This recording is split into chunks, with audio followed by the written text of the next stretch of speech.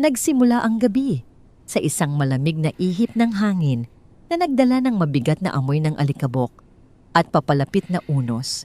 Hindi nagtagal bumuhos ang malakas na ulan na tila walang awang sumasalpok sa mga luma at kalawanging bubong na yero sa gilid ng kalsada ng Quiapo.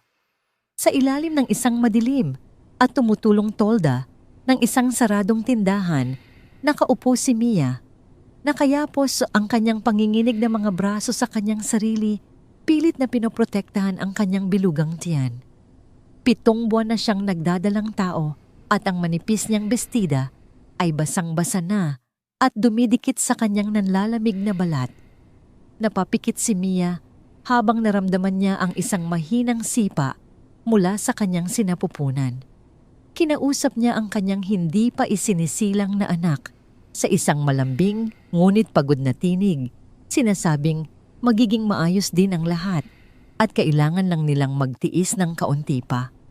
Ngunit sa likod ng kanyang mga salita ay ang matinding takot at kawalan ng pag-asa. Sa edad na 25, hindi ganito ang inasahan niyang buhay. Ang pangarap niya noon ay simple lang maging isang mahusay na mananahi, magkaroon ng maliit na patahian at bumuo ng masayang pamilya. Ngunit ang mga pangako ng nobyo niyang nasa abroad ay tinangay ng hangin kasabay ng balitang nagdadalang tao siya. Isang text message lang ang tinanggap niya na nagsasabing hindi pa raw ito handa. Pagkatapos noon, wala na siyang narinig pa. Dahil sa pagtigil ng padala, hindi na niya nabayaran ang upa sa maliit na kwartong tinitirhan niya. Kaninang hapon lang, sa kabila ng kanyang pagmamakaawa, itinapon ng may-ari ang iilang gamit niya sa labas at isinara ang pinto nang walang pag-aalinlangan. Ngayon, wala siyang pupuntahan, wala siyang pamilyang mauuwin. Isang matinding pagkalam ng sikmura ang nagpaalala sa kanya na isang pirasong tinapay pa lang ang laman ng kanyang tiyan mula umaga. Ang bawat patak ng ulan sa kanyang balat ay tila isang insulto, isang paalala ng kanyang kahinaan. Sa gitna ng kanyang pag-iisip, isang nakabibinging tunog ng pagkayod ng gulong sa basang aspalto ang pumunit sa ingay ng ulan na sinundan ng isang malutong na kalampag ng bakal sa bakal. Napatingin si Mia sa kalsada. Isang mamahaling itim na sedan ang bahagyang nabangga sa likuran ng isang humaharurot na taxi. Bumukas ang pinto ng sedan at lumabas ang isang lalaking nasa kalagitnaan ng 30. Matangkad ito at nakasuot ng isang mamahaling business suit. Kahit nababasa ng ulan bakas, sa tindig nito ang awtoridad at pagkainis. Hindi ka ba tumitingin sa dinadaanan mo? Ang mariing tanong ng lalaki sa driver ng taxi. Halatang sanay itong mag-utos at masunod. Nagkaroon ng maikling pagtatalo mga boses na nagpapataasan sa gitna ng unos. Nakita ni Mia kung paano kinuha ng lalaking nakasutana ang wallet nito, naglabas ng ilang piraso ng pera at iniabot sa driver ng taxi na tila pambayad sa abala. Sa pagmamadali nitong makabalik sa sasakyan upang makaiwas sa ulan, hindi nito napansin ang isang maliit na itim na leather bag na dumulas mula sa ilalim ng braso nito at bumagsak ng walang tunog sa isang maliit na sanaw sa gilid ng kalsada. Agad na umalis ang dalawang sasakyan at muling bumalik sa normal. Ang lahat ang walang tigil na buhos ng ulan at ang pagdaan ng mga sasakyan na walang pakialam sa paligid. Ngunit ang mga mata ni Mia ay nakatutok sa bagay na naiwan. Sa una, inakala niyang isa lang itong basura. Ngunit nang tumama ang ilaw mula sa isang dumadaang sasakyan, kumislap ito sa paraang kakaiba. Balat. Totoong balat. Naramdaman niya ang malakas na kabog sa kanyang dibdib. Dahan-dahan siyang tumingin sa kaliwat kanan. Walang ibang nakapansin. Gamit ang lahat ng natitirang lakas, maingat siyang tumayo habang ang isang kamay ay nakaalalay sa kanyang likod. Bawat hakbang papalapit sa kalsada ay isang pakikipaglaban sa pananakit ng kanyang katawan. Nanginginig ang kanyang mga kamay nang abutin niya ang bag. Mabigat. Napakabigat para sa isang walang laman na bag. Bumalik siya sa kanyang kinauupuan at sumandal sa pader yakap-yakap ang bag na tila isang kayamanan. Sumilip siya sa loob. Isang makapal na salansan ng mga bagong 1,000 piso ang bumungad sa kanya. Nakatali pa ng papel mula sa bangko. Higit pa ito sa perang nahawakan niya sa buong buhay niya. Sapat para makakuha ng disenteng tirahan sa loob ng maraming buwan para makabili ng mga gamit para sa sanggol pagkain at bitamina. Isang bulong ang tila gumapang sa kanyang isipan ito na ang sagot, walang nakakita, walang makakaalam. Kailangan mo ito, kailangan ito ng anak mo. Halos masilaw siya sa mga posibilidad. Ang makatulog sa isang malambot na kama, ang hindi na muling mag-alala kung saan kukunin ang susunod na kakainin. Ngunit habang kinakapan niya ang loob ng bag, may nahawakan siyang kakaiba. Kinuha niya ito. Isang luma at makinis na rosaryong gawa sa kahoy. Bawat butil nito ay tila may sariling kwento at ang krus na nakabitin dito ay may kakaibang bigat. Hindi ito mukhang mamahalin, ngunit ramdam niya ang halaga nito. Isang halagang hindi matutumbasan ng pera. Sa isang iglap, nagbago ang lahat. Ang perang nasa loob ng bag ay kumakatawan sa kaligtasan, ngunit ang rosaryo ay kumakatawan sa pananampalataya, ang pananampalatayang ipinamana sa kanya ng kanyang yumaong ina. Ang dangal ang tanging yaman na hindi kayang nakawin sa isang mahirap. Palaging sabi nito, huminga siya ng malalim. Kung kukunin niya ang pera, mabubuhay sila ng kanyang anak. Ngunit anong klaseng buhay ang itatayo niya sa pundasyong galing sa kasalanan? Paano niya haharapin ang kanyang anak balang araw? At sasabihing ang kanilang pagsisimula ay dahil sa isang pagkakamaling sinamantala niya. Isinara niya ang bag at mahigpit itong niyakap sa kanyang dibdib. Tumingala siya sa madilim na langit, hinahayaang dumaloy ang ulan sa kanyang mukha kasabay ng kanyang mga luha. May pagpipilian siyang ginawa. Hindi ito madali, ngunit ito ang tama. Kinuha niya ang ID na nasa loob ng bag at binasa ang pangalan, Carlo Diaz, at ang address. Malayo, isang lugar na para lamang sa mayayaman. Bukas bulong niya sa sarili, ang kanyang boses ay nanginginig ngunit buo. Bukas isasauli natin ito, anak. Ang gutom at lamig ay naroon pa rin, ngunit ang bigat sa kanyang dibdib ay tila bahagyang gumaan. Hindi dahil nalutas ang kanyang mga problema, kundi dahil sa gitna ng kadiliman, pinili niya kung sino siya. Pinili niya ang dangal. At sa katahimikan ng gabing iyon, hindi niya alam na ang desisyong iyon na ginawa sa gitna ng gutom at kawalan ng pag-asa ang magiging simula ng pagbabago ng lahat. Ang pagsikat ng araw sa Maynila ay hindi nagdadala ng ginhawa, kundi ng mas matinding init na tila dumadagan sa balat at nagpapabigat sa bawat paghinga. Halos 1 oras nang naglalakad si Mia bago pa man tuluyang magising ang buong syudad. Ang bestida niyang nabasa ng ulan kagabi ay tuyo na ngunit may bakas pa rin ng putik sa laylayan. Ang itim na leather bag ay nakatago sa loob ng isang supot na maingat niyang tangan, binalot sa isang piraso ng tela para protektahan ang laman nito. Hindi siya nakatulog. Sa tuwing ipipikit niya ang kanyang mga mata, nakikita niya ang makakapal na salansan ng pera, ang posibilidad, ang kaligtasan. At sa bawat pagkakataon, ipinapaalala niya sa kanyang sarili, hindi ito sayo. Bawat hakbang ay isang pagtitiis. Ang kanyang mga namamagang paa ay tila nasusunog sa loob ng kanyang lumang tsinelas. Ang sakit sa kanyang likod ay tumitindi dahilan upang huminto siya paminsan-minsan para habulin ang kanyang hininga. Ang ingay ng mga busina at sigawan ng mga tinder sa bangketa ay tila isang malaking alon na gusto siyang lamunin. Ngunit nagpatuloy siya isang anino sa gitna ng magulong syudad. Habang tinatahak niya ang tulay, patungo sa lugar na nakasulat sa ISD, dahan-dahang nagbago ang tanawin. Ang mga dikit-dikit na bahay ay napalitan ng mas malalawak na espasyo. Ang mga lubak sa kalsada ay naging makinis na aspalto. Ang mga gusali ay nagsitayugan, ang mga pader na salamin ay kumikinang sa ilalim ng araw. Nang marating niya ang eksklusibong subdivision sa Alabang, ang pagkakaiba ay tila mula sa ibang mundo. Malalapad at tahimik ang mga kalye na papalibutan ng matatayog na puno ng palma. Ang bawat bahay ay protektado ng matataas na pader at bakal na tarangkahan at may mga CCTV camera sa bawat poste. Ito na yon. Huminto si Mia sa tapat ng isang napakalaking itim na tarangkahan na may nakaukit na letrang D sa gitna. Sa unang pagkakataon mula nang umalis siya sa Quiapo, gumapang ang pag-aalinlangan sa kanyang puso. Paano kung itaboy siya? Paano kung akusahan siyang magnanakaw? Paano kung hindi man lang siya bigyan ng pagkakataong magpaliwanag? Sa gilid ng tarangkahan ay may isang maliit na guardhouse.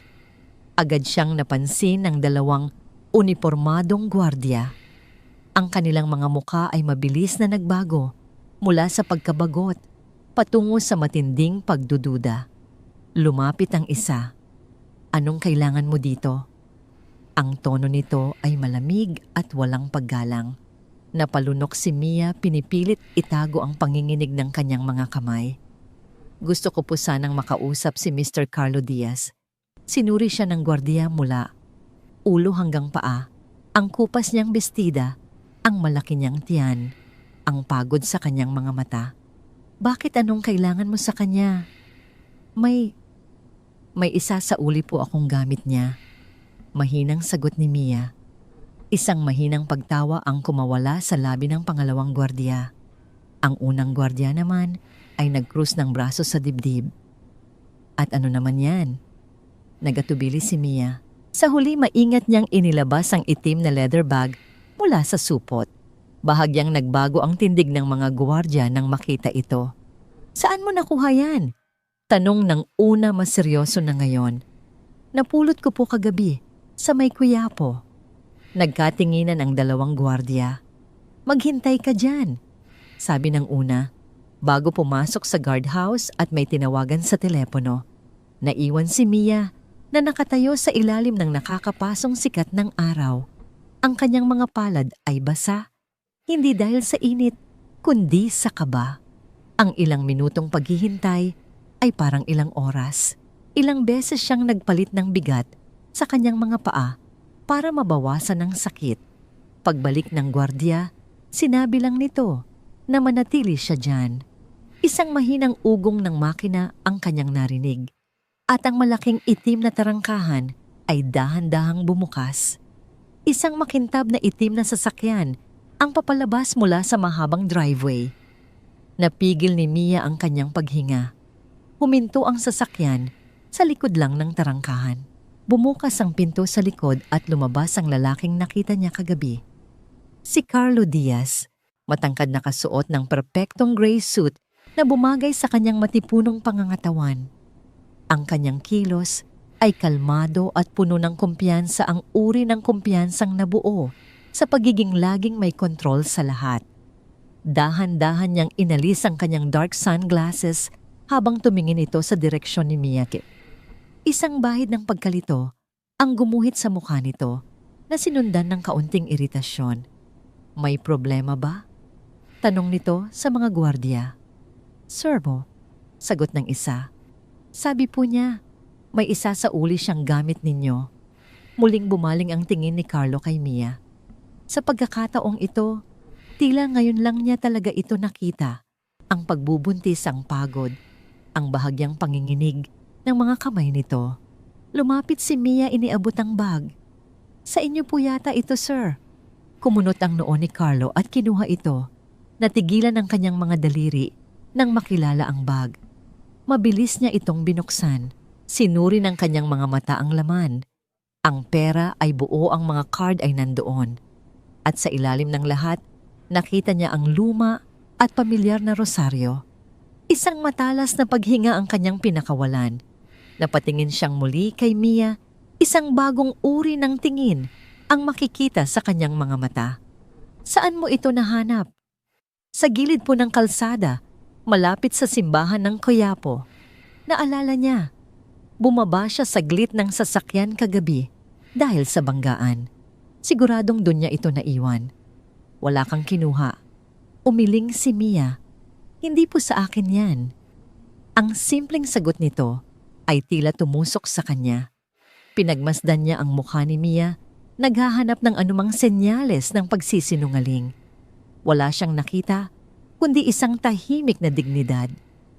Alam mo ba kung gaano kalaki ang halaga ng perang nasa loob nito? Tanong niya. Tumango si Mia. Opo. At isinauli mo pa rin. Saglit siyang nagatubili, hindi dahil nagsisisi siya, kundi dahil napapakakapersonal. Ipaliwanag ang tuksong kanyang naramdaman. Sabi po ng nanay ko, mahinang sabi niya, ang tanging yaman na tunay na pag-aari ng isang mahirap ay ang kanyang pangalan. Kung kukunin ko ang hindi sa akin pati yon, mawawala pa. Natahimik ang mga gwardya. Humigpit ang pagkakahawak ni Carlos sa bag.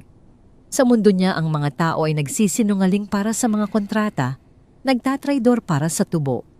Ang integridad ay isang bagay na nabibili. Ngunit sa kanyang harapan isang babaeng buntis at walang tirahan ang pinili ang katapatan kaysa sa kaligtasan. May kung anong kumirot sa kanyang dibdib. Anong pangalan mo? Tanong niya. Mia po. Tumango siya ng dahan-dahan. Napansin niya ang pamumutla nito sa ilalim ng sikat ng araw. Gaano kakalayo naglakad? Mula pa po sa Quiapo. Bahagyang tumaas ang kilay ni Carlo. Hindi biro ang layo na yon para sa isang buntis. Pwede mo namang itago yan. Mahinang sabi niya. Naisip ko po'n pag-amin ni Mia. Pero hindi po ata ako patutulugin ng konsensya ko. Isang saglit na katahimikan ang namagitan sa kanila. Dumukot si Carlos sa bulsa ng kanyang suit at naglabas ng isang makapal na salansa ng pera. Tanggapin mo ito. Nanlaki ang mga mata ni Mia. Naku, hindi po. Ang salita ay mabilis na lumabas sa kanyang bibig. Pabuya yan. Hindi ko po isinauli yan para sa pabuya. Ang pagiging matatag sa boses ni Mia ay nagpagulat maging sa sarili niya. Tinitigan siya ni Carlo sinusubukang unawain. Buntis ka. Mahinang sabi ni Carlo. Kailangan mo ng tulong. Kailangan ko po ng trabaho. Malumanay na pagtatama ni Mia. Hindi po awa. May kung anong nag-react sa loob ni Carlo sa mga salitang yon. Dangal. Tibay ng loob. Paggalang sa sarili. Karamihan ng tao sa paligid niya ay nagmamakaawa. Siya tumatanggi sa tulong. Dahan-dahan niyang ibinaba ang pera. Maghintay ka dito, sabi niya.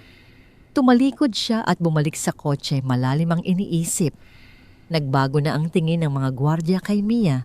Mula sa pagdududa ay napalitan ng pagtataka. Pagkalipas ng 1 minuto, bumalik si Carlo. Wala na ang kanyang sunglasses at ang ekspresyon sa kanyang mukha ay mas malumanay na. Mia Kenin, sabi niya. Nakapagtrabaho ka na ba bilang mananahi? Napakurap si Mia. Opo, sir. Yun po ang dati kong trabaho. Ang pamilya ko ay may-ari ng isang maliit na patahian sa loob ng mansyon. Gumagawa kami ng mga damit pangkasal at barong.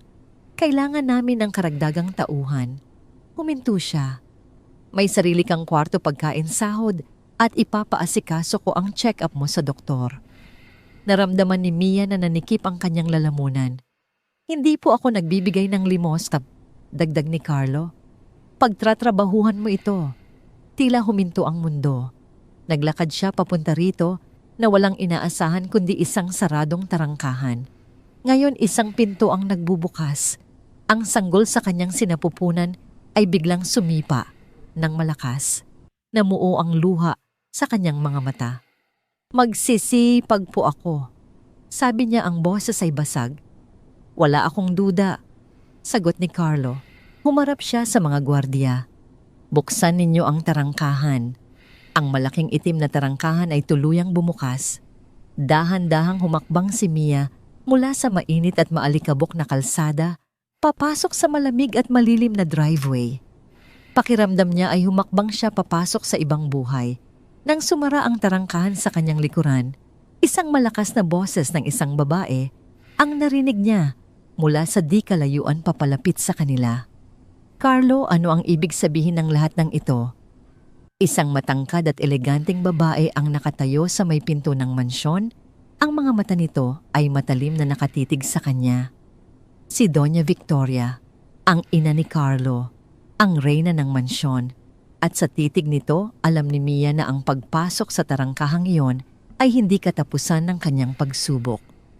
Simula pa lamang ito, ang patahian ng mga Diaz ay hindi isang ordinaryong lugar. Ito ay isang silid na puno ng kasaysayan kung saan ang amoy ng sinulid at mamahaling tela ay kasama na sa hangin. Dito binubuo ang mga pangarap mga damit pangkasal na gawa sa pinong pinyaseda at mga barong Tagalog na buong ingat na binurdahan ng kamay. Dito nagsimulang magtrabaho si Mia at sa loob ng 1 linggo ang tahimik na sulok na ito ng mansyon ang naging kanyang kanlungan. Ang kanyang mga daliri na sanay sa karayom at sinulid ay mabilis na bumalik sa dati nitong galing. Bawat tahi niya ay pulido, bawat gupit ay perpekto. Ang ibang mga mananahi na sa unay may pagdududa ay hindi nagtagal at humanga sa kanyang dedikasyon. Napansin ito ni Carlo. Araw-araw, bumababa siya sa patahian. Sa una sinasabi niyang para lamang suriin ang mga proyekto, ngunit di nagtagal ang mga pagbisita niya ay laging nagtatapos sa tabi ng mesa ni Mia. Kinukumusta niya ito, tinatanong kung kumain na ba o kung kailangan nito ng kahit ano. Ang boses niya ay laging malumanay, isang malaking kaibahan sa bigat ng awtoridad na dala niya sa labas ng silid na yon. "Magaling ka," sabi ni Carlo isang hapon habang pinagmamasdan ng isang bordang ginagawa ni Mia. Higit pa sa magaling, isang munting ngiti ang sumilay sa labi ni Mia. "Dito po ako lumaki sa pananahi." Ang mga simpleng pag-uusap na yon ang naging liwanag sa maghapon ni Mia. Ngunit ang liwanag ay laging may kasamang anino. At ang anino ay may pangalang Melissa. Isang hapon pumasok si Melissa sa patahian na tila isang bagyong nakabihis ng sutla. Ang mataginting na tunog ng kanyang mga takong sa sahig na kahoy ay nagpatigil sa lahat. Ang kanyang mamahaling pabango ay tila lumason sa hangin. Dala niya ang isang rolyo ng pinakamahal na tela. Isang malakas na lag-apak ang umalingaw-ngaw nang ibagsak niya ito sa gitnang mesa. "Ito ang tela para sa engagement party. Ayokong makakita ng kahit isang pagkakamali. Malinaw ba?" Ang mga mata niya ay matalim na tumingin sa paligid bago tuluyang tumuon kay Mia na para bang ito ang tanging taong kailangan niyang balaan. Sa mga sumunod na araw, naging madalas ang pagdalaw ni Melissa at bawat pagdalaw ay may kasamang panunuri. Napansin niya ang pagbabago sa mga mata ni Carlo tuwing kausap nito si Mia. Nakita niya ang paraan ng pag-aalala nito na hindi kailanman ipinakita sa kanya. Ang selos ay isang lason na dahan-dahang kumalat sa kanyang sistema. Isang araw, habang abala ang lahat, at si Mia ay seryosong nakatutok sa isang sketch ng disenyo, lumapit si Melissa na may dalang tasa ng mainit na kape. "Mukhang pagod na pagod ka," sabi ni Melissa. Ang boses ay matamis, ngunit puno ng panggagansyo. "Magkape ka muna." "Salamat po ma'am, pero ayos lang po ako." Magalang na sagot ni Mia, hindi inaalis ang tingin sa kanyang ginagawa. "Huwag ka nang mahiya." Pagpupumilit ni Melissa, at sa isang kilos na tila hindi sinasadya, ngunit perpektong nakalkula, bahagyang nadulas ang kamay ni Melissa. Ang mainit na kape ay tumapon hindi sa sahig, kundi sa mismong sketch na pinag-iingatan ni Mia. Napasinghap si Mia. Ang itim na likido ay mabilis na kumalat sa puting papel. Sinisira ang mga pinaghirapang guhit. "Oh my God, I'm so sorry!" Ang puno ng pagkukunwaring sigaw ni Melissa. "Look what you made me do. Bakit ba kasi dyan ka nakapwesto?" Mabilis na tumayo si Mia, nanginginig na pinulot ang basang papel. "Hindi po. Ako po." Anong kaguluhan ito? Isang boses na malamig at may awtoridad ang pumutol sa lahat. Si Doña Victoria ay nakatayo sa may pintuan ng kanyang mga mata ay tila dalawang matalim na punyal. Agad siyang lumapit tiningnan ang nasirang sketch at pagkatapos ay si Mia. "Victoria, it was an accident," mabilis na sabi ni Melissa. "This girl, she was so clumsy, hindi niya tiningnan ang dinadaanan ko." Hindi pinansin ni Doña Victoria ang paliwanag ni Melissa. Ang kanyang atensyon ay nakatuon lamang kay Mia. Ang titig niya ay puno ng pagkamuhi. Para sa kanya si Mia ay hindi isang empleyado, kundi isang dumi na pumasok sa kanyang malinis na pamamahay. "Anong ginawa mo?"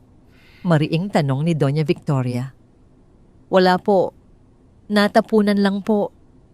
Sagot ni Mia, ang boses ay nanginginig. "Sumasagot ka pa," ang sabi ng matanda.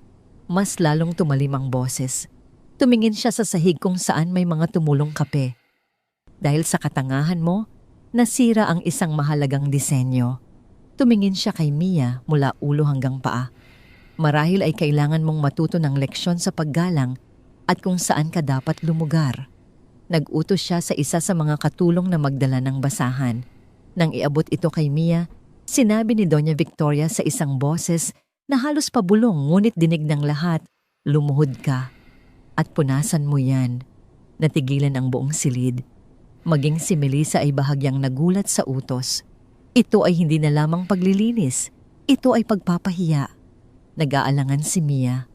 Ang kanyang mga mata ay namumuo na sa luha. Ang pagluhod ay tila pagyuko, hindi lang sa sahig kundi sa kanilang pangaapi. "Ano pang hinihintay mo?" giit ni Doña Victoria. Sa sandaling iyon, isang boses ang bumasag sa tensyon. "Itigil niyo yan." Lahat ay napalingon sa pintuan. Nakatayo roon si Carlo, ang kanyang mukha ay walang emosyon, ngunit ang kanyang mga mata ay nag-aalab sa galit. Naglakad siya papasok nilampasan ang kanyang ina at si Melissa at huminto sa harap ni Mia. Nakita niya ang basahan sa kamay nito, ang mga luhang nagbabadyang tumulo at ang kahihiyan sa mukha nito. Walang salitang lumabas sa bibig ni Carlo. Hinawakan niya ang kamay ni Mia at dahan-dahan, ngunit buong diin siyang itinayo. Ang pagkakahawak niya ay mahigpit, ngunit hindi masakit, isang pagkakahawak na nagsasabing, "Nandito ako." "Carlo, anong ginagawa mo?" Gulat na tanong ni Doña Victoria, hindi makapaniwala sa nakikita. "She is not a servant." Ang mariing sagot ni Melissa na tila binabawi ang sitwasyon. "She was just cleaning up her mess." Hindi sila pinansin ni Carlo. Ang kanyang mga mata ay nakatuon lamang kay Mia. "Ayos ka lang?" mahinang tanong niya. Tumango lang si Mia, hindi makapagsalita dahil sa halo-halong emosyon. Sa wakas, binalingan ni Carlo ang kanyang ina at si Melissa. Isang malamig at mapanganib na tingin ang ipinukol niya sa kanila. Ang katahimikan sa loob ng silid ay mas mabigat kaysa sa anumang sigaw. Hawak pa rin niya ang kamay ni Mia. Sa susunod na may kahit sinong gumalaw sa kanya sa pamamahay na ito, sabi ni Carlo, ang boses ay mababa, ngunit puno ng pagbabanta. "Hindi lang ako ang makakalaban ninyo." Napatanga si Doña Victoria. Si Melissa naman ay namutla, ang kanyang tagumpay ay naging abo sa isang iglap. Sa harap ng lahat ng mananahi, sa gitna ng patahian na kaharian, dapat ng kanyang ina, pinili ni Carlo si Mia. At sa sandaling iyon, alam ng lahat na isang digmaan ang opisyal nang nagsimula. Sa loob ng mansyon, ang sala ng mansyon ng mga Diaz ay isang larawan ng perpektong karangyaan. Ang sahig na gawa sa Italianong marmol ay kumikinang sumasalamin sa liwanag mula sa isang higanting chandelier na nakabitin sa mataas na kisame. Ngunit sa hapong iyon, ang karangyaan ay nababalot ng isang nakabibinging tensyon. "Pinapahiya mo ako, Carlo." Ang boses ni Melissa ay matinis at puno ng galit, umaalingaw-ngaw sa malawak na silid. "Sa harap ng nanay mo, sa harap ng mga mananahi, pinili mong ipagtanggol ang babaeng yon." Nakatayo si Carlo malapit sa bintana, nakatalikod sa kanya. Ang kanyang mga balikat ay matigas. Walang kinalaman sa'yo ang ginawa ko, Melissa. Mali ang ginawa nila. Mali.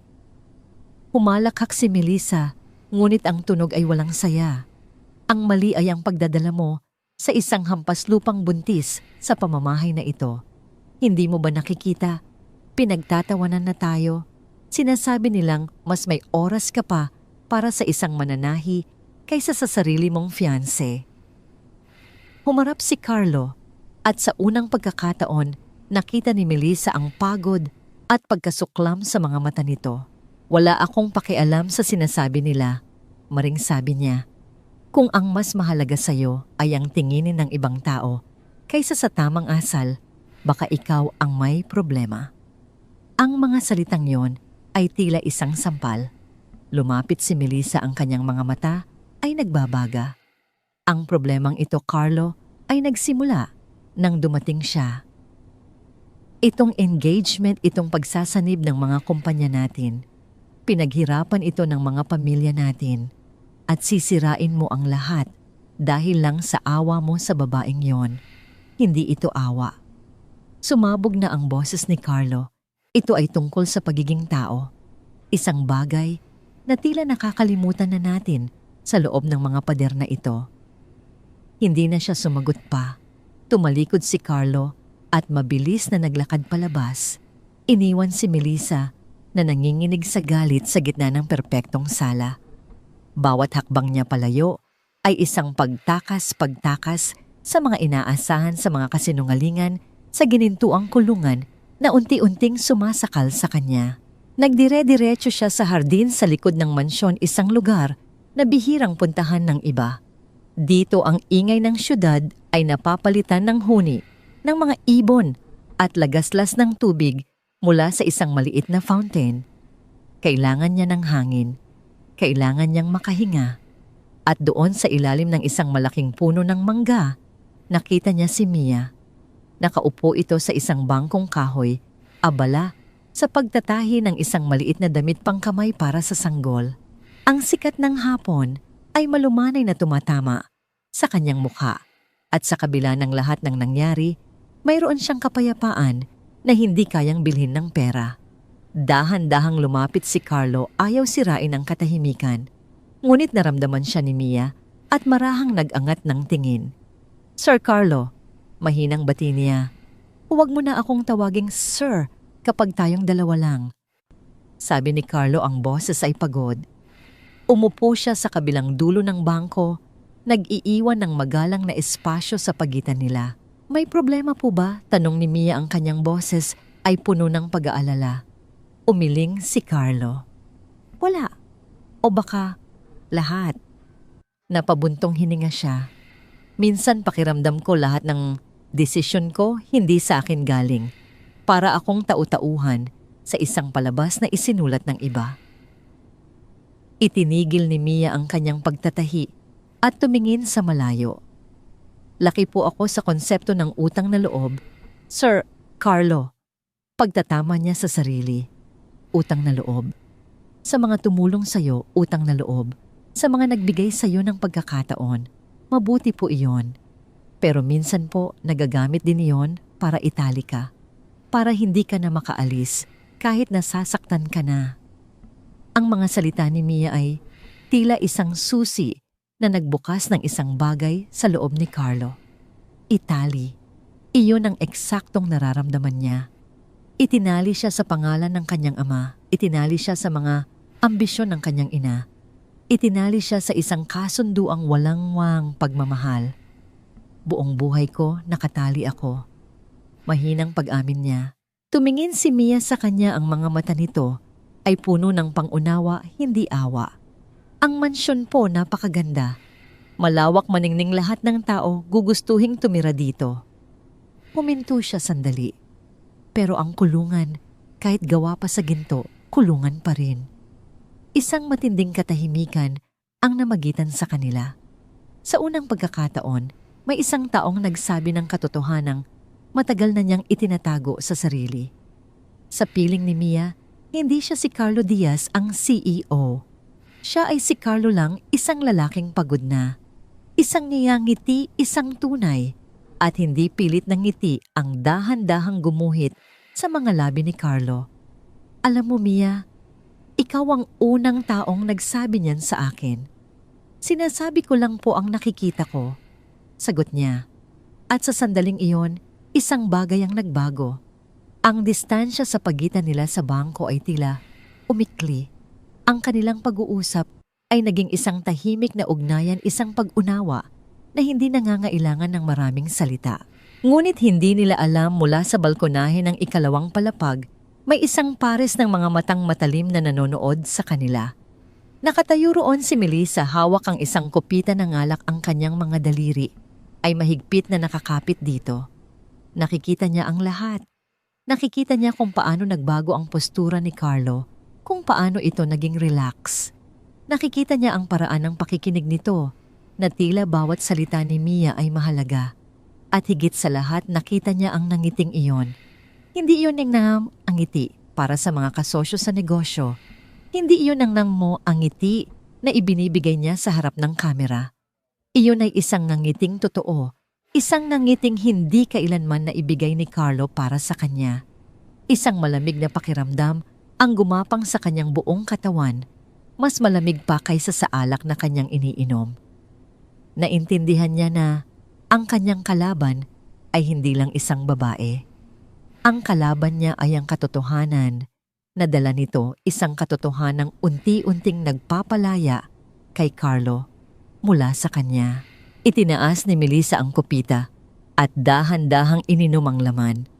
Ang kanyang mga mata ay nanatiling nakatutok sa hardin, hindi na nagpapakita ng galit, kundi ng isang malamig at mapanuring determinasyon. Kung hindi niya kayang talunin ang katotohanan, kailangan niya itong sirain. At sisimulan niya sa babaeng nagdala nito sa kanilang buhay. Ang kapayapaang nahanap ni Mia sa loob ng mansyon ay kasing rupok ng sinulid.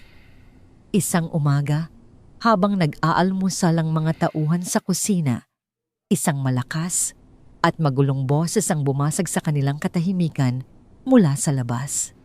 Mia, alam kong nandyan ka. Mia, lumabas ka.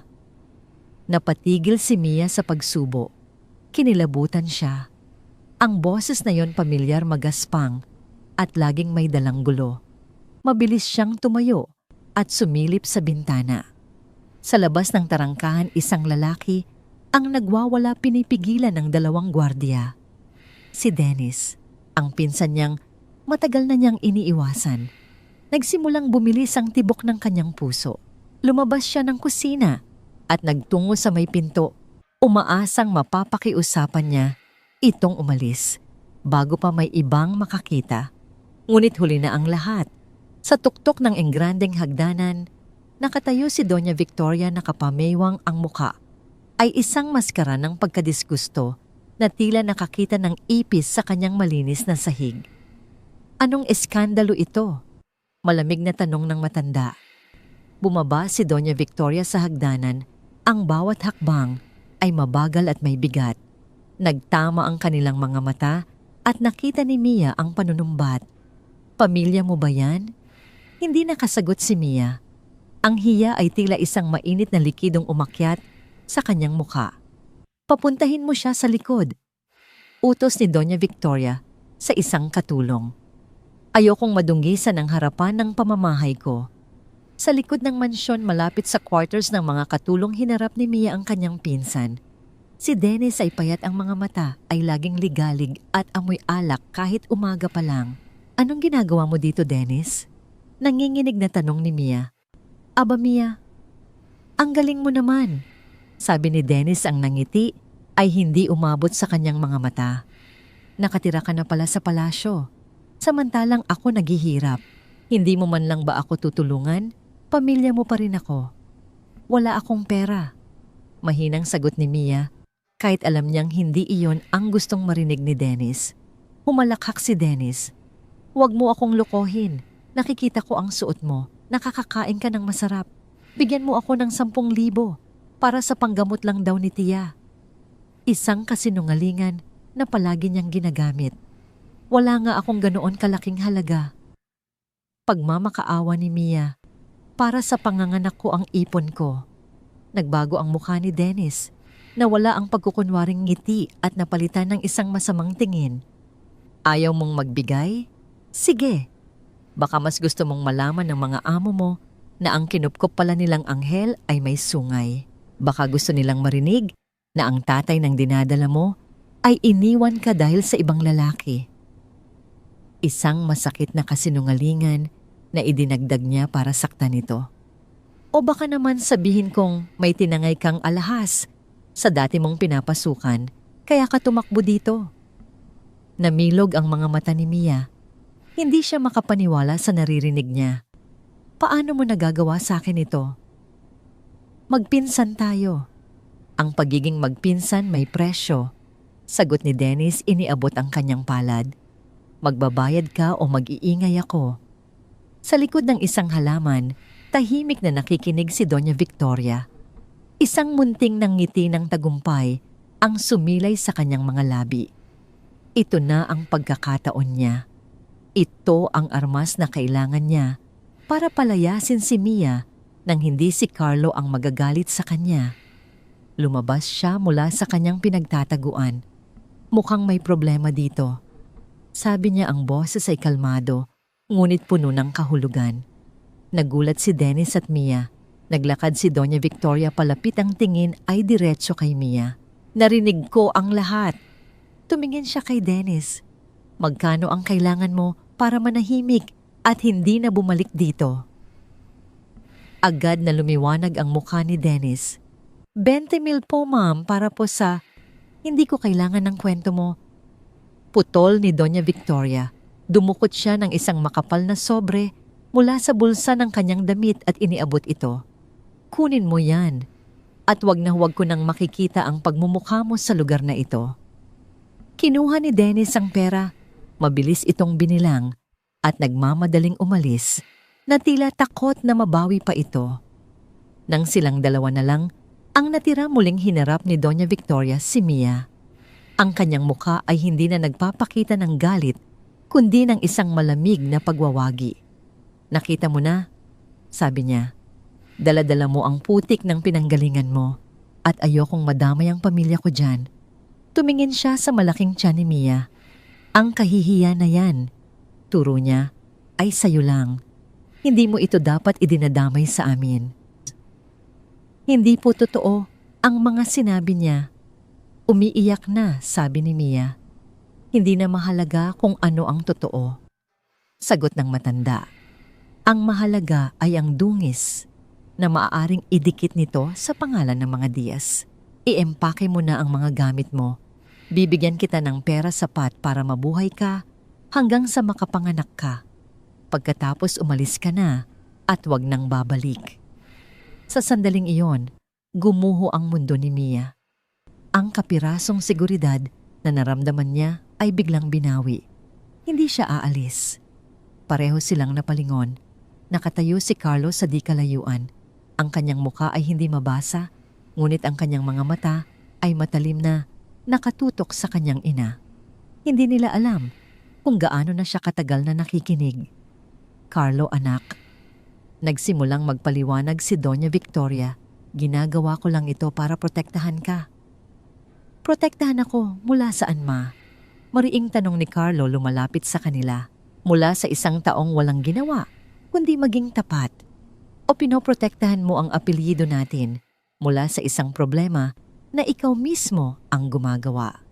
Tinuro niya ang direksyon kung saan umalis si Dennis. Hinabol ko ang lalaking yon. Binigyan ko siya ng dobleng halaga para sabihin sa akin kung sino ang nag-utos sa kanyang gumawa ng eskandalo.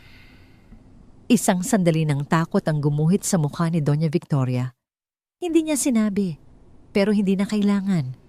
Tumingin siya kay Mia na umiiyak ng tahimik. Nakita niya ang sakit at takot sa mga mata nito. Dahan-dahan niyang inilagay ang kanyang kamay sa balikat ni Mia, isang kilos ng suporta at proteksyon. Si Mia ay mananatili dito. Sabi ni Carlo, ang boses ay pinal at hindi nag-iiwan ng lugar para sa pagtatalo. At kung meron man akong marinig na kahit isang salitang masasakit laban sa kanya, kahit galing pa sa'yo, Ma. Huminto siya. Isipin mong hindi mo ako anak. Ang banta ay malinaw. Isang linya ang iginuhit ni Carlos sa buhangin at sa unang pagkakataon, pinili niyang tumayo sa panig ni Mia laban sa sarili niyang ina. Nanigas si Doña Victoria.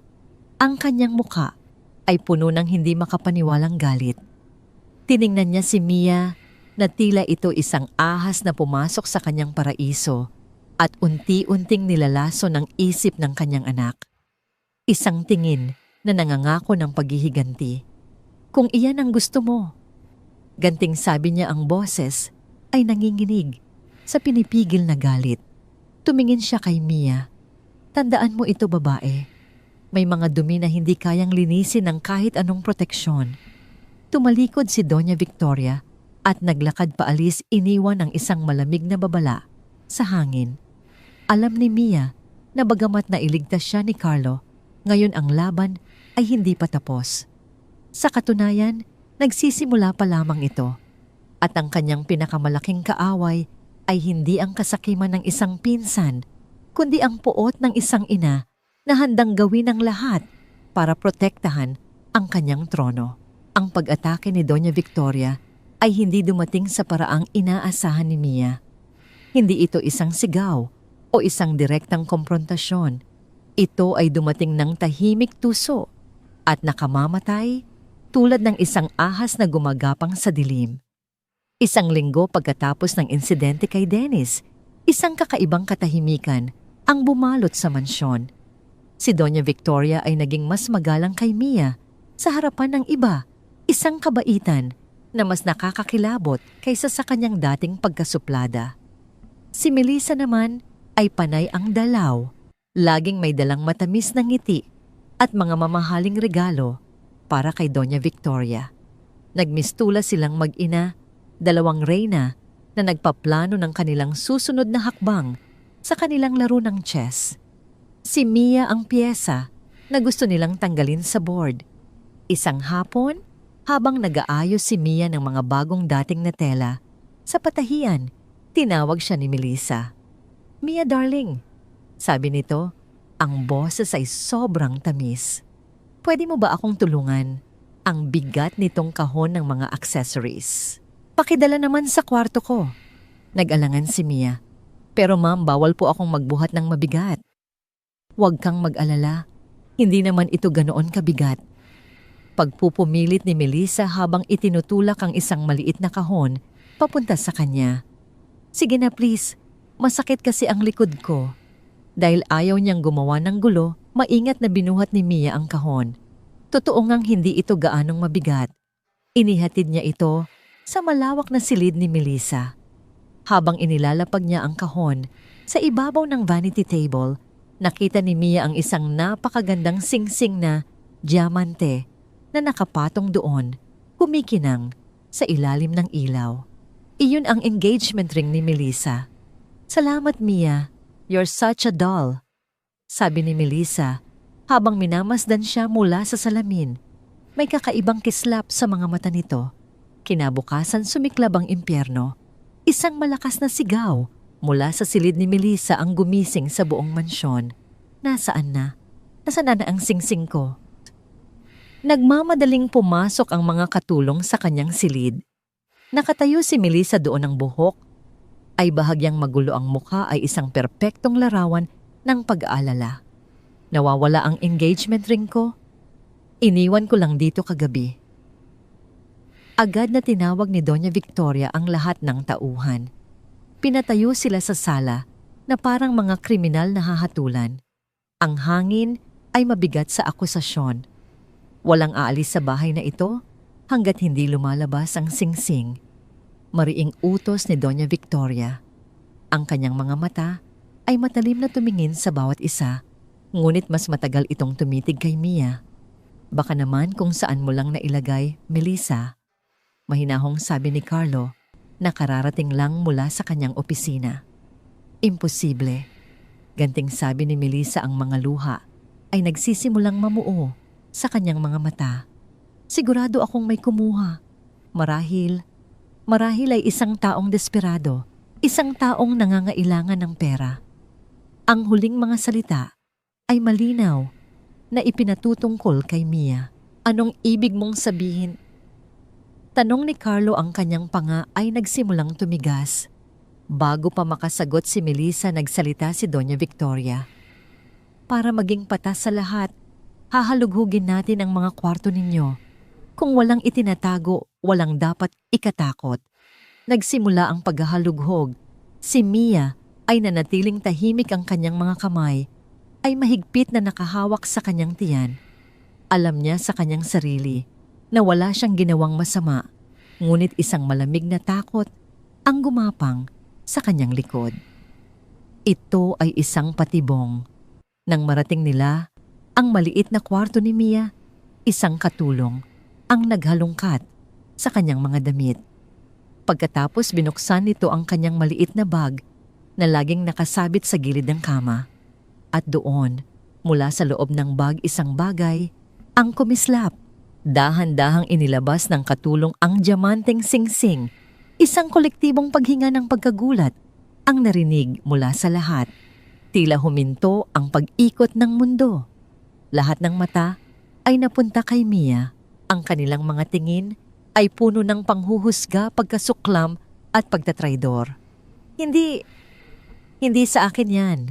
Nautal na sabi ni Mia. Ang kanyang muka ay namutla na parang papel. Tumingin siya kay Carlo, nagmamakaawa. Hindi ko alam kung paano napunta yan dyan. Anong hindi mo alam? Sigaw ni Melissa. Ang kanyang pagkukunwaring pag-aalala ay napalitan na ng isang matagumpay na galit. Magnanakaw, ahas.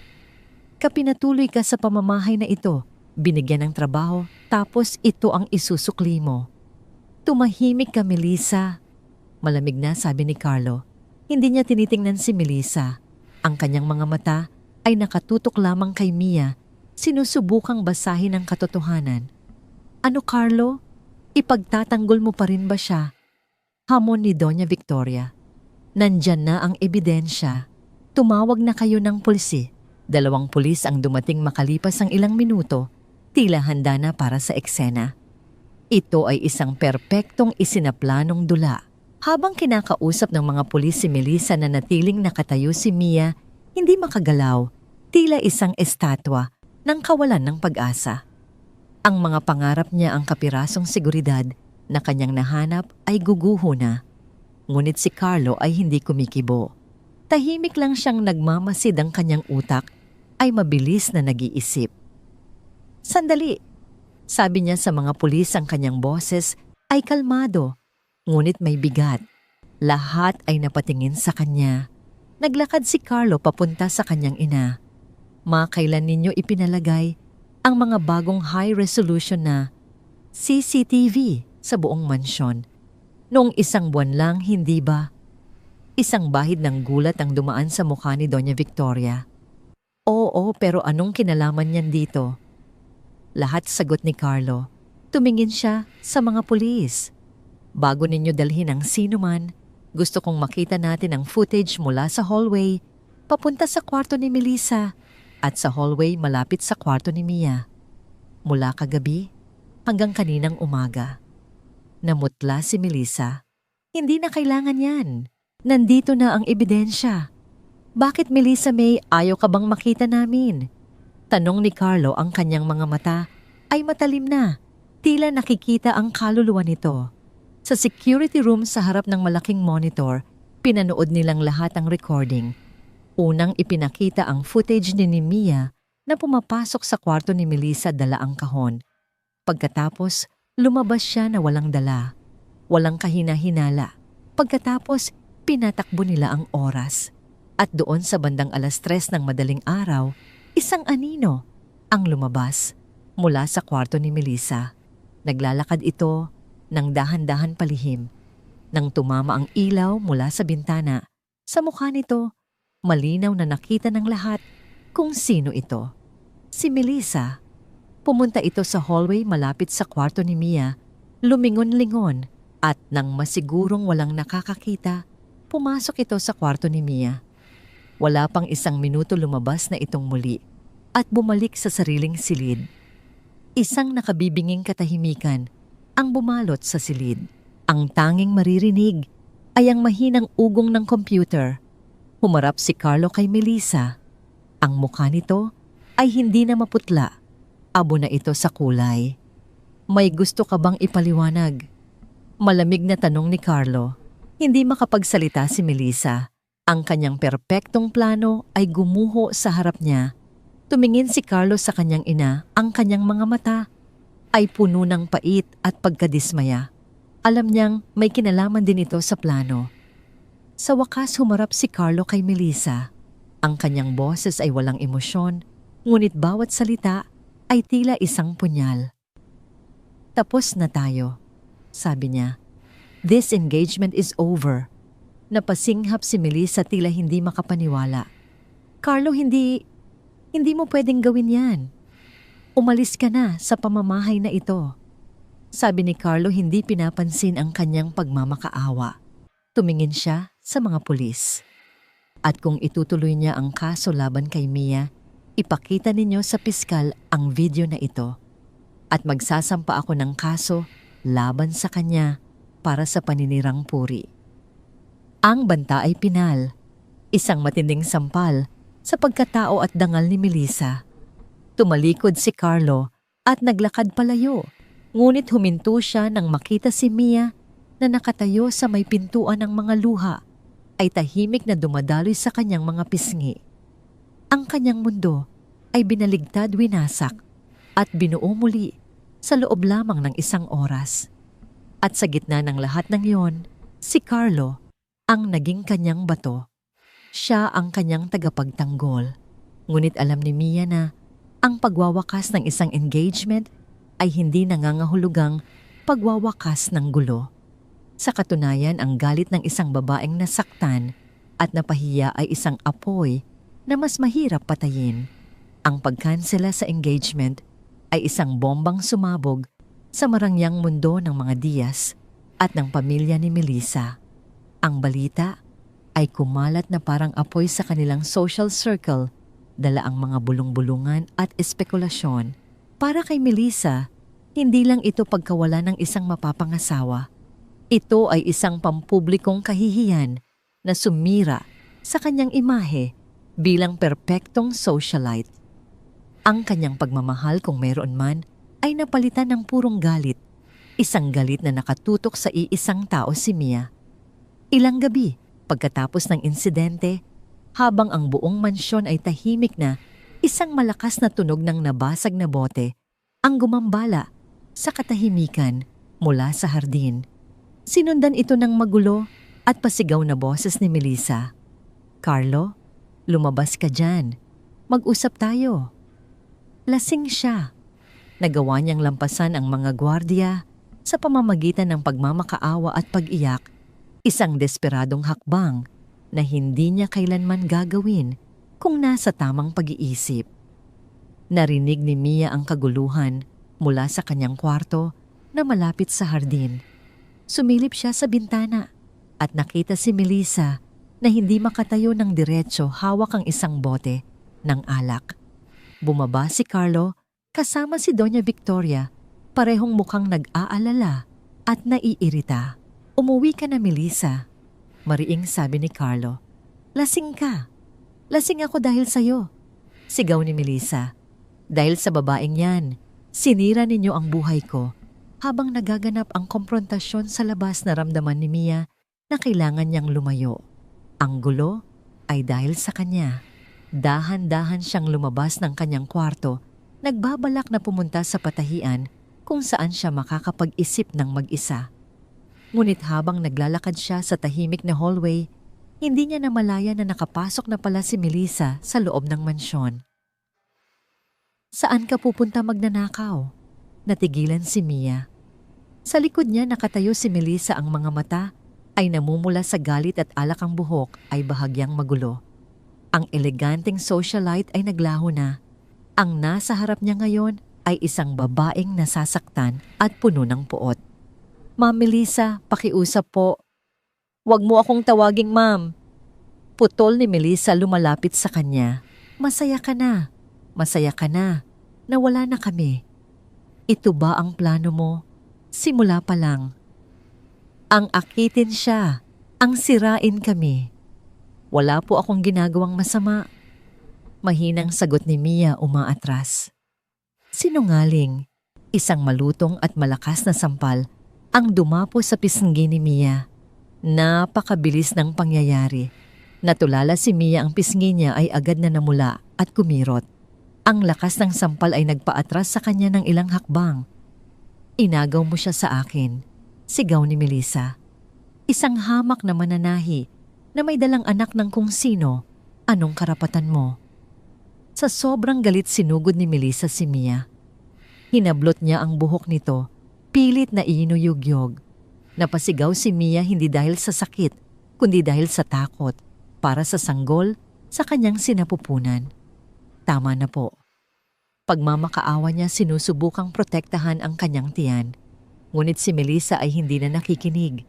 Kinuha niya ang isang florerang nakapatong sa isang mesa at ibinato ito sa pader, malapit sa ulo ni Mia. Nagkalat ang bubog at tubig sa sahig. Mamatay ka na sana. Sigaw ni Melissa, ang kanyang muka ay puno ng luha at galit. Ikaw at ang daladala mong malas. Ang salitang malas ay tila gumising sa isang bagay sa loob ni Mia. Ang kanyang takot ay biglang napalitan ng isang matinding pagnanais na protektahan ang kanyang anak. Gamit ang lakas na hindi niya alam na mayroon siya, itinulak niya si Melissa palayo. Huwag mong idamay ang anak ko. Mariing sabi ni Mia, ang kanyang boses ay nanginginig, ngunit puno ng determinasyon. Nawalan ng balanse si Melissa at bumagsak ito sa sahig sa gitna ng mga basag na bubog. Sa sandaling iyon, dumating si Carlo na naalarma sa ingay. Ang nakita niya ay isang eksena ng kaguluhan, si Melissa na nakaupo sa sahig at umiiyak at si Mia na nakatayo nanginginig. Ang isang kamay ay mahigpit na nakahawak sa kanyang tiyan na tila ito ang tanging bagay na nagpapatatag sa kanya. Ano ang nangyayari dito? Carlo, yun umiiyak na, sabi ni Melissa, itinuturo si Mia. Sinaktan niya ako, tinulak niya ako. Hindi pinansin ni Carlo si Melissa. Ang kanyang mga mata ay nakatuon lamang kay Mia. Nakita niya ang pulang marka ng sampal sa pisngi nito, ang takot sa mga mata nito, at ang mga bubog sa paligid. Mabilis niyang pinagtagpi-tagpi ang mga nangyari. Naglakad siya palapit kay Mia, hinawakan ito sa mga balikat. Nasaktan ka ba? Ayos ka lang ba? Umiling si Mia, hindi makapagsalita. Huminga ng malalim si Carlo, sinusubukang kontrolin ang galit na kumukulo sa loob niya. Humarap siya kay Melissa na ngayon ay tinutulungang tumayo ng kanyang ina. Umalis ka na, sabi ni Carlo sa isang boses na napakalamig at pinal. At wag na wag ka nang babalik sa pamamahay na ito. Kung makita pa kita, kahit isang anino mo lang sa lugar na ito, sisiguraduhin kong pagsisisihan mo. Itinayo niya si Mia at dahan-dahan itong inalalayan palayo sa gulo. Dinala niya ito sa maliit na klinika sa loob ng mansyon. Tahimik niyang kinuha ang first aid kit at dahan-dahang nilagyan ng malamig na panyo ang namamagang pisngi ni Mia. Habang ginagamot niya ito, walang nagsasalita sa kanila. Ang tanging maririnig ay ang panginginig na paghinga ni Mia. Nang matapos si Carlo, hindi niya binitiwan ang panyo. Nanatili siyang nakaluhod sa harap nito. Ang kanyang mga mata ay nakatitig sa sahig. Patawarin mo ako, mahinang sabi niya. Ang boses ay basag. Nag-angat ng tingin si Mia, naguguluhan. Para saan? Dahil sa gulong ito. Dahil sa panganib na dinala ko sa buhay mo, sabi ni Carlo. Sa wakas, tumingin siya sa mga mata ni Mia. Ang kanyang sariling mga mata ay puno ng sakit at pagsisisi. Hindi kita pinoprotektahan dahil sa utang na loob, Mia, o dahil sa obligasyon. Huminga siya ng malalim, tila inilalabas ang isang katotohanang matagal na niyang itinatago. Pinoprotektahan kita. Pagpapatuloy niya, ang boses ay naging bulong. Dahil hindi ko na alam kung paano mabuhay nang wala ka. Natigilan si Mia. Ang mga salitang yun ay hindi niya inaasahan. Ito ay isang pag-amin, isang hilaw, hindi pinaghandaan at totoong pag-amin. Sa gitna ng kaguluhan ng basag na florera at masasakit na salita, isang hangganan ang nasira. At sa pagkasira nito isang bagong bagay ang nagsimulang mabuo. Sa pagitan nila isang bagay na mas malakas pa kaysa sa galit ni Melissa o sa pagtutol ni Doña Victoria. Ito ay isang damdamin na pareho nilang kinatatakutan, ngunit hindi na nila kayang itago pa. Ang gabi ng 40 anibersaryo ng Korporasyon ng mga Diaz ay dapat sanang isang pagdiriwang ng tagumpay at yaman. Ang buong mansyon ay nagniningning sa ilalim ng libu-libong maliliit na bumbilya. Ang amoy ng mamahaling alak at sariwang bulaklak ay humahalo sa malambing na tugtog ng biolin na nanggagaling sa mga profesional na musikero. Ang mga piling panauhin mga negosyante politiko at mga kilalang tao sa lipunan ay naroon lahat ay nakasuot ng kanilang pinakamagarang kasuotan. Si Mia ay pinakiusapan ni Doña Victoria na tumulong sa itaas na palapag sa pag-aayos ng mga huling detalye para sa mga VIP na panauhin. 8 buwan na ang kanyang tiyan at bawat kilos niya ay may kasamang bigat at pag-iingat. Nakasuot siya ng isang simpleng asul na maternity gown na pinagawa ni Carlo para sa kanya. Kahit simple lutang na lutang ang kanyang likas na ganda at ang ningning sa kanyang mga mata na dala ng pag-asang ibinigay ni Carlo. Sa kabilang banda si Carlo ay abala sa pakikipag-usap sa mga kasosyo sa negosyo, ngunit ang kanyang mga mata ay madalas na sumusul. Sa itaas, hinahanap si Mia. Gayunpaman, ang gabi ay hindi magiging payapa. Sa kabila ng mahigpit na bilin ni Carlo, nagawa ni Doña Victoria na palihim na imbitahan si Melissa. Para sa matanda ang anibersaryo ay ang perpektong pagkakataon para ituwid ang pagkakamali ng kanyang anak at ibalik ang dangal ng pamilya sa pamamagitan ng muling paglalapit kay Carlo at Melissa. Dumating si Melissa na tila isang naglalakad na apoy sa kanyang matingkad na pulang bestida. Ang kanyang mukha ay isang perpektong maskara ng ganda, ngunit sa likod ng kanyang mga mata ay nananahan ng isang madilim na pagnanasa para sa paghihiganti. Pagod na siya sa pagiging talunan. Pagod na siyang ituring na opsyon lamang. Habang nagpapatuloy ang kasiyahan sa ibaba, nagtungo si Mia sa dulo ng malawak na pasilyo, malapit sa tuktok ng engrandeng hagdan ng marmol. Huminto siya sandali para hawakan ang kanyang likod na kumikirot na sa pagod. Sa sandaling iyon, narinig niya ang tunog ng matutulis na takong na mabilis na lumalapit sa kanya. Napakalakas ng loob mong magpakita dito. Napatigil si Mia. Humarap siya at nakita si Melissa na nakatayo. Ilang hakbang lang ang layo mula sa kanya. Ang amoy ng alak ay malakas na nanggagaling sa hininga nito at ang kanyang mga mata ay tila dalawang nagbabagang uling.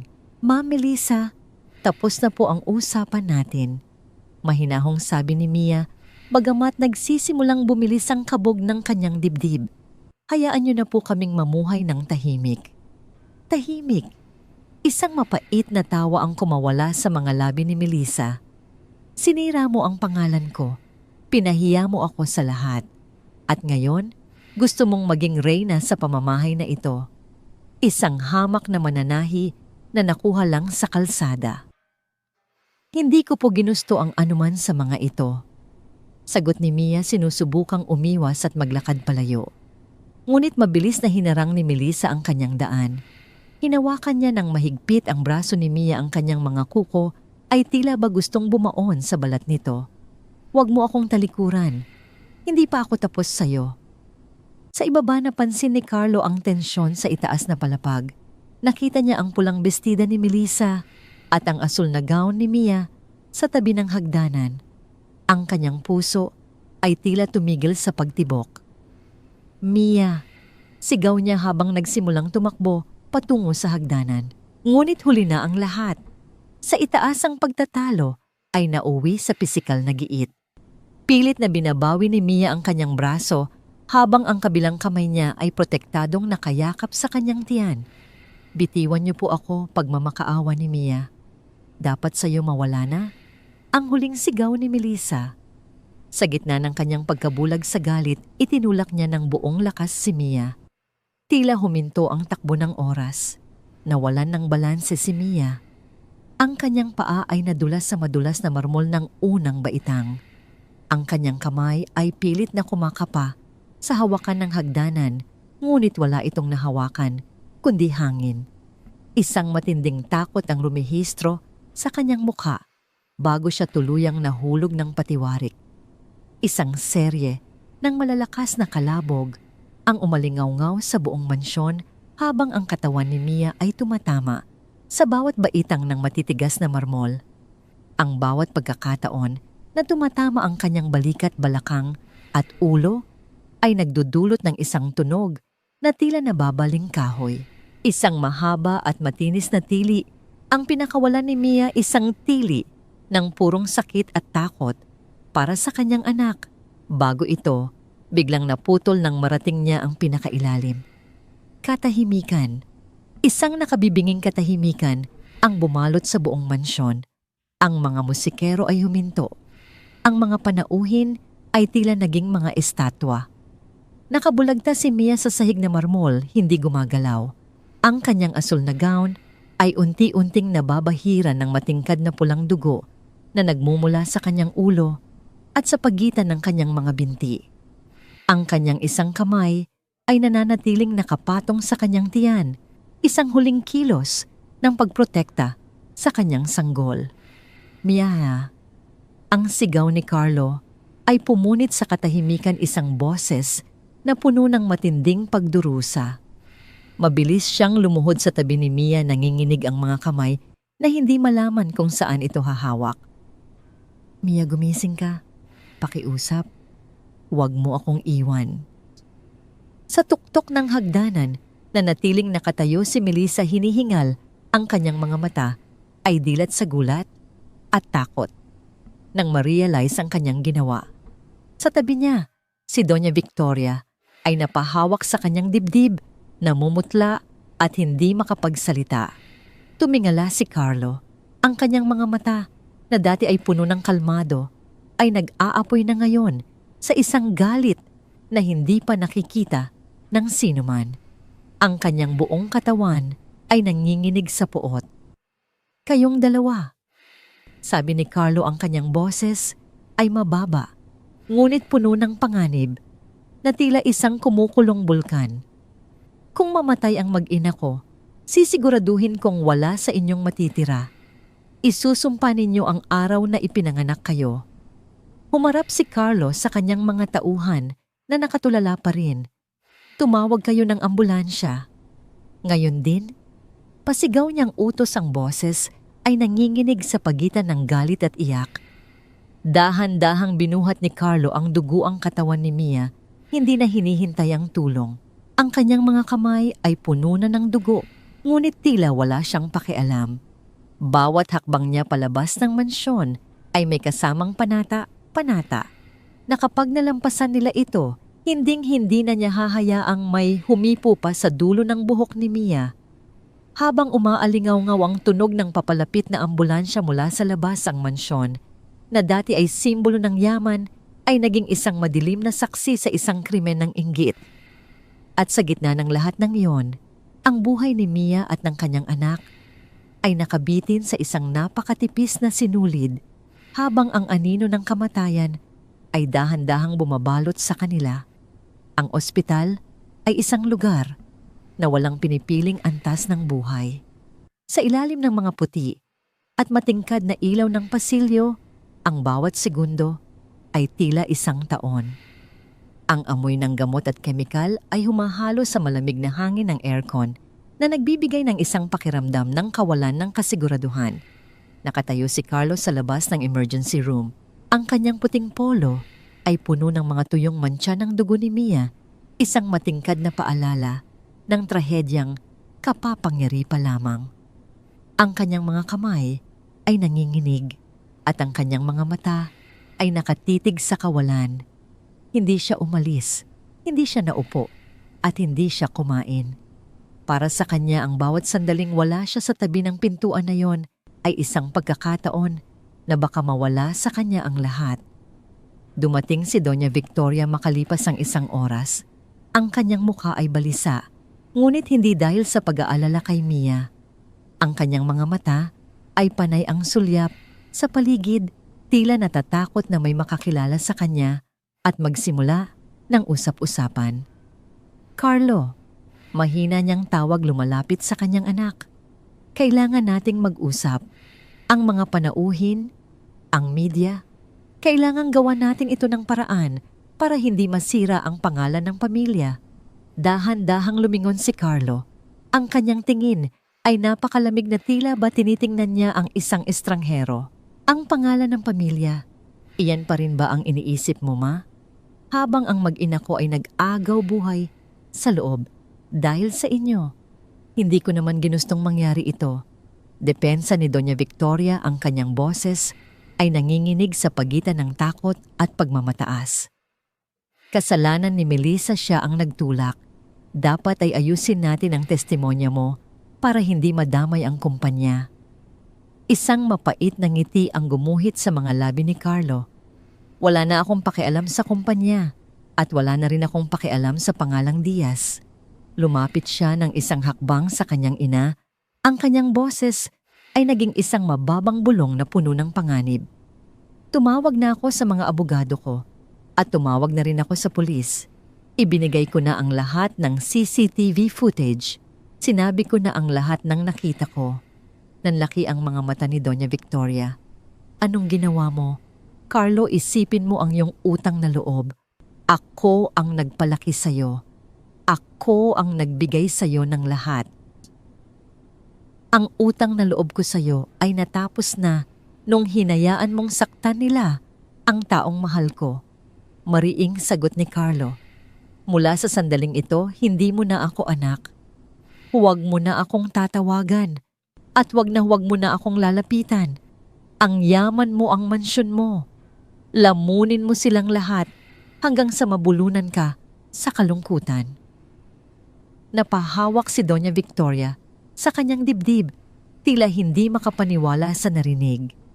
Ang kanyang pinakamalaking takot, ang pagkawala ng kontrol at ang pagkasira ng kanyang reputasyon ay nangyayari na sa harap niya.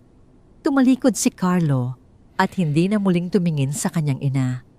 Iyon ang huling beses na kinilala niya ito. Sa kabilang dulo ng ospital, ang mga pulis ay naroon na rin para arestuhin si Melissa. Nakita ni Carlo kung paano ito kinaladkad palabas ng lobby umiiyak at nagmamakaawa. Ang kanyang pulang bestida ay gusot-gusot na at ang kanyang mukha ay puno ng maskara na humalo sa mga luha. Walang naramdamang awa si Carlo. Ang tanging naramdaman niya ay ang isang malamig na katarungan. Eksaktong 3:00 ng madaling araw nang bumukas ang pinto ng emergency room. Lumabas ang isang doktor na bakas ang pagod sa mukha. Agad siyang sinalubong ni Carlo. "Sir, stable na po ang pasyente," simula ng doktor. Isang malakas na buntong hininga ang pinakawalan ni Carlo at tila ba bumalik ang lakas sa kanyang mga binti. "Ngunit dahil sa tindi ng pagbagsak, kailangan naming isagawa ang isang emergency cesarean section. Kailangang mailabas ang sanggol ngayon din para hindi na ito lalong mapanganib." "Gawin ninyo ang lahat," pakiusap ni Carlo. "Pakiusap, iligtas ninyo sila." Ang mga sumunod na oras ay isang paglalakbay sa pagitan ng langit at impyerno. Nanatili si Carlo sa chapel ng ospital. Kinuha niya ang lumang rosaryo na nasa loob ng itim na leather bag ni Mia, ang parehong rosaryo na naging dahilan ng kanilang pagkikita.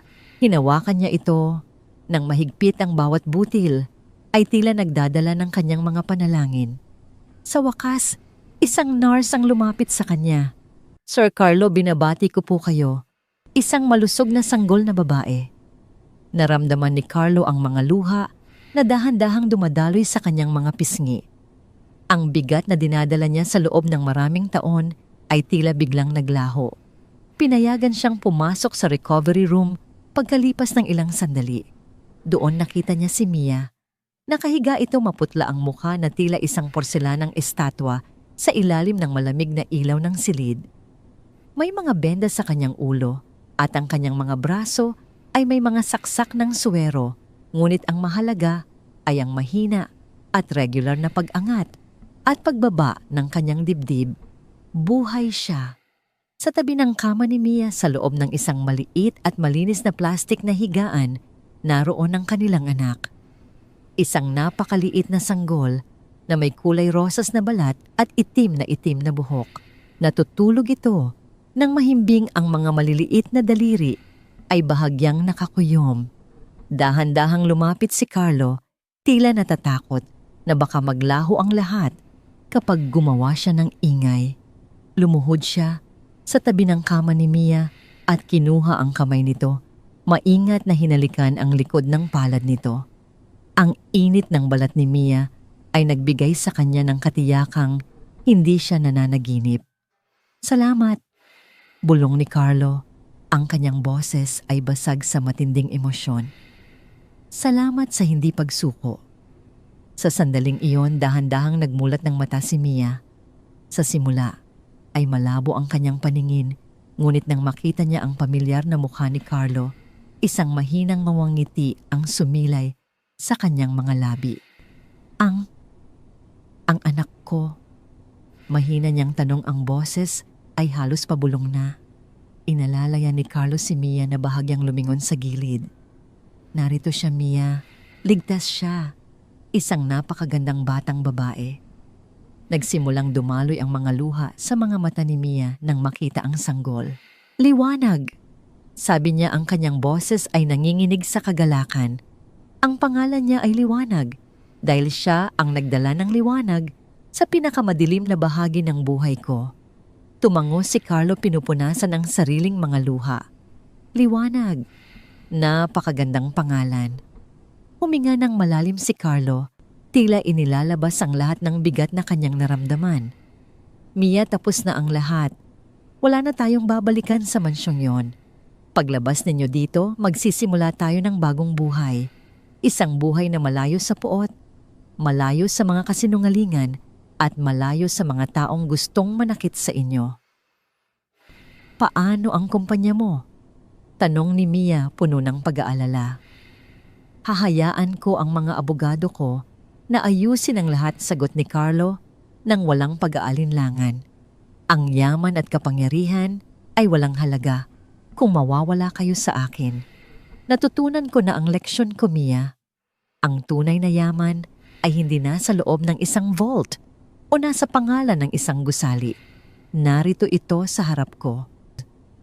Nagtagpo ang kanilang mga mata at sa tahimik na silid na yon, tanging ang mahinang tunog ng makinang nagbabantay sa tibok ng puso ni Mia ang maririnig. Isang panata ang nabuo sa pagitan nila nang walang kailangang sabihing salita. Isang bagong umaga, ang dahan-dahang sumisilip sa bintana ng ospital, dala ang unang sinag ng araw na tumatama sa mukha ng sanggol na si Liwanag. Ang bagyo ay lumipas na at bagamat may mga sugat na kailangang hilumin ng katarungan, ay nagsimula na ring gumulong. Si Melissa ay nahaharap sa mga seryosong kaso at si Doña Victoria ay naiwang mag-isa sa kanyang malaking mansyon, nabubuhay sa gitna ng kanyang sariling kahihiyan. Sa huling pagkakataon, hinawakan ni Carlo ang kamay ni Mia ng mas mahigpit. "Hindi na kita bibitawan muli," pangako niya. At sa pagkakataong ito, alam ni Mia na ito ay isang katotohanang panghahawakan nila habang buhay. 6 na buwan ang mabilis na lumipas. Ang mansyon ng mga Diaz ay nananatiling nakatayo sa tuktok ng burol sa Alabang. Ngunit para kay Carlo, ang gusaling iyon ay isa na lamang alaala ng isang buhay na puno ng pagkukunwari. Ang tunay niyang tahanan ay matatagpuan na ngayon sa isang tahimik at payapang subdibisyon sa labas ng syudad. Hindi ito kasing laki ng dati niyang tinitirhan, ngunit ang bawat sulok nito ay puno ng init at pagmamahal. Isang hapon, habang ang sikat ng araw ay dahan-dahang nagiging kulay kahel Sa abot tanaw nakaupo si Mia sa isang duyan sa kanilang maliit na hardin. Sa kanyang kandungan ay mahimbing na natutulog si Liwanag. Ang sanggol ay malusog at may mga pisnging kasing pula ng rosas. Ang mga sugat ni Mia mula sa trahedya sa hagdanan ay naghilom na bagamat may manipis na pilat sa kanyang noo na nagsisilbing paalala ng kanyang katatagan. Narinig ni Mia ang tunog ng pagbukas ng gate at ang marahang paghinto ng sasakyan ni Carlo. Hindi na ito ang mamahaling Rolls-Royce na dati niyang ginagamit. Ito ay isang simpleng sedan na mas praktikal para sa kanilang bagong buhay. Lumabas si Carlo mula sa sasakyan, hinubad ang kanyang coat at agad na lumapit sa kanyang mag-ina. Ang kanyang mukha na dati ay laging balisa at matigas ay bakas na ngayon ang tunay na kapayapaan. Pagod ka ba? Mahinang tanong ni Mia habang lumalapit si Carlo para halikan ang kanyang noo at ang maliit na kamay ni Liwanag. Mapapagod lang ako kung wala akong uuwian na ganito. Sagot ni Carlo, isang matamis na ngangiti ang gumuhit sa kanyang mga labi. Umupo si Carlo sa tabi ni Mia. Nag-uusap sila tungkol sa mga simpleng bagay, ang unang pag-atungal ni Liwanag, kaninang umaga, ang bagong disenyong tinatahi ni Mia para sa kanilang maliit na patahian at ang mga plano nila sa darating na Pasko. Wala na ang mga pag-uusap tungkol sa stocks mergers at mga pampulitikang laro ng kumpanya. Ipinasa na ni Carlo ang pamamahala ng korporasyon sa isang board of directors at pinanatili lamang ang sapat na shares para suportahan ang kanyang pamilya. Sa gitna ng kanilang usapan, hindi na iwasan ni Mia na itanong ang tungkol sa mga taong naging bahagi ng kanilang madilim na kahapon. Nabalitaan mo ba sila? Tanong ni Mia, ang boses ay puno ng pag-aalinlangan. Huminga ng malalim si Carlo. Si Melissa ay napatunayang may sala sa pagtatangkang pananakit at paninirang puri. Dahil sa impluwensya ng kanyang pamilya, nabawasan ang kanyang sentensya. Ngunit ang kanyang reputasyon ay tuluyan ng gumuho. Wala nang gustong makisama sa kanya sa lipunan. Namumuhay siya ngayon sa loob ng isang pasilidad para sa rehabilitasyon, malayo sa lahat. Huminto sandali si Carlo bago ipinagpatuloy. At si Mama, nananatili siya sa mansyon. Ngunit ayon kay Mrs. Lawson, ang bahay ay naging napakatahimik. Wala nang dumadalaw sa kanya. Ang lahat ng kanyang yaman at karangyaan ay walang silbi dahil wala siyang makausap. Ang mansyon na dati niyang ipinagmamalaki ay naging sarili niyang kulungan. Isang sandali ng katahimikan ang namagitan sa kanila. Walang naramdamang katuwaan si Mia sa sinapit ng dalawa, kundi isang malalim na pagkatanto na ang bawat maling gawa ay may kaakibat na paniningil. Ang katarungan ay hindi laging dumarating sa paraang madugo. Kung minsan ito ay dumarating sa anyo ng kalungkutan at pag-iisa. Tumayo si Carlo at lumuhod sa harap ni Mia, hawak ang kanyang mga kamay. Inilabas niya ang isang maliit na pelus na kahon. Nang buksan niya ito, isang simpleng singsing na may maliit, ngunit kumikinang na bato ang bumungad kay Mia. Mia! Simula ni Carlo, ang kanyang boses ay nanginginig sa matinding emosyon. Nagkita tayo sa ilalim ng ulan, sa gitna ng iyong pinakamahirap na sandali. Isinauli mo ang aking wallet dahil sa iyong dangal, ngunit ang hindi mo alam, ibinigay mo rin sa akin ang pagkakataong maging isang mabuting tao muli. Tumitig si Carlo sa mga mata ni Mia na ngayon ay puno na ng luha ng kagalakan. Hindi kita pinoprotektahan dahil kailangan mo ako. Pinoprotektahan kita dahil ikaw ang aking buhay. Mia, papayag ka bang maging asawa ko sa harap ng Diyos at ng ating anak? Hindi na kailangan ng maraming salita.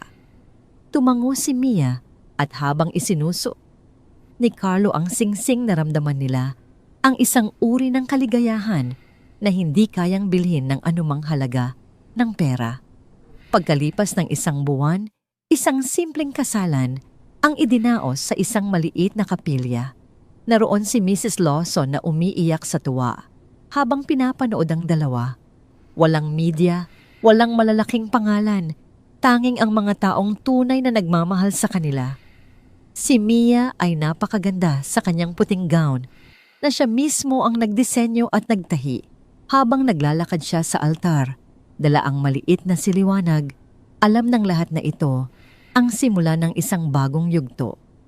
Pagkatapos ng kasal, habang sila ay naglalakad palabas ng simbahan, biglang bumuhos ang isang mahinang ambon. Napatigil si Mia at tumingala sa langit. Naalala niya ang gabi sa Quiapo, ang gutom ang lamig at ang desperasyon. Naalala niya ang itim na leather bag na nakita niya sa sanaw ng tubig. Tumingin siya kay Carlo at ngumiti. Salamat sa pagbagsak ng wallet na yon, biro niya. Natawa si Carlo at niyakap siya ng mahigpit habang pinapayungan sila. Salamat sa hindi mo pagtalikod sa iyong konsensya. Ang kwento ni Mia ay hindi lamang kwento ng isang babaeng swinerte sa buhay. Ito ay kwento ng integridad sa gitna ng pagsubok. Pinatunayan niya na ang pinakamahalagang yaman na maaaring taglayin ng isang tao ay hindi ang perang nasa loob ng wallet, kundi ang katapatang nagbubukas ng pinto patungo sa tunay na pag-ibig at kapayapaan. Habang papalayo ang kanilang sasakyan sa simbahan, ang liwanag ng hapon ay dahan-dahang naglaho. Ngunit ang liwanag sa loob ng kanilang mga puso ay mananatiling nagniningning habang buhay. Ang bagyo ay tapos na at sa wakas, ang bahaghari ay narito na para manatili. Nagsimula ang gabi sa isang malamig na ihip ng hangin na nagdala ng mabigat na